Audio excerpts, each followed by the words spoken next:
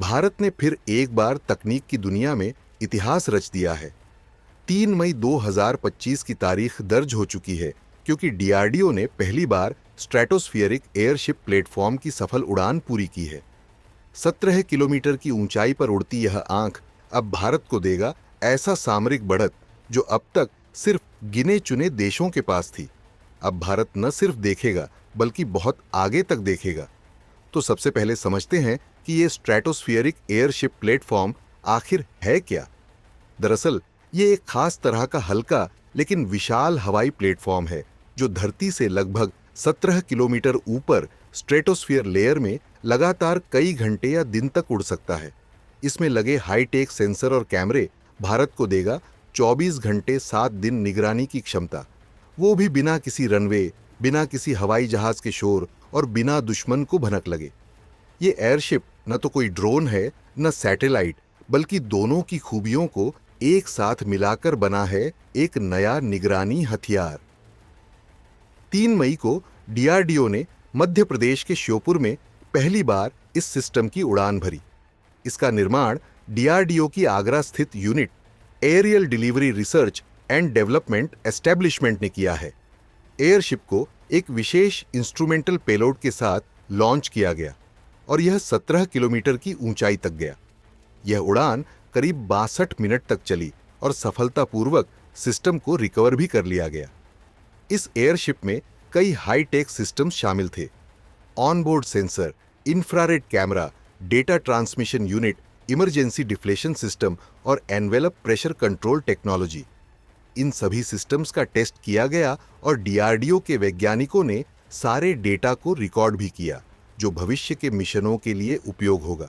यानी सिर्फ उड़ान ही नहीं, इसके साथ मिली जानकारियां भी भारत की अगली पीढ़ी की सैन्य तकनीक को आकार देंगी।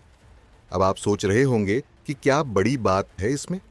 तो सुनिए, दुनिया में सिर्फ कुछ गिने चुने देश ही हैं जिनके पास ऐसा प्लेटफॉर्म है, जैसे अमेरिका, चीन और रूस। भारत अब इस खास क्लब में शामिल हो गया है और सबसे बड़ी बात कि ये सिस्टम पूरी तरह स्वदेशी है। कोई विदेशी मदद नहीं, कोई आयात नहीं, बस भारतीय दिमाग, भारतीय तकनीक और भारतीय जमीन पर टेस्ट। अब सवाल है कि क्यों है ये सिस्टम जरूरी? दरअसल भारत की सीमाएं, चाहे एलओसी हो, एलएसी हो या समुद्री तट, लगातार खतरे में रहते हैं। ड्रोन हमले, आतंकी घुसपैठ, निगरानी की कमी, ये सारी चुनौतियां अब खत्म होंगी। स्ट्रेटोस्फेरिक एयरशिप का सबसे बड़ा फायदा ये है कि ये लगातार एक ही जगह पर मंडरा सकता है, कि जैसे कोई आसमान में रुका हुआ सैटेलाइट। सिर्फ सैन्य निगरानी ही नहीं, इसका इस्तेमाल आपदा प्रबंधन, सीमा चौकसी, समुद्री सर्वे और पर्यावरण निगरानी में भी किया जा सकेगा। इस उड़ान का समय भी बहुत कुछ कहता है क्योंकि ठीक इसी दौरान भारत और पाकिस्तान के बीच तनाव चरम पर है। पहलगाम में हुए आतंकी हमले में 26 निर्दोष लोग मारे गए।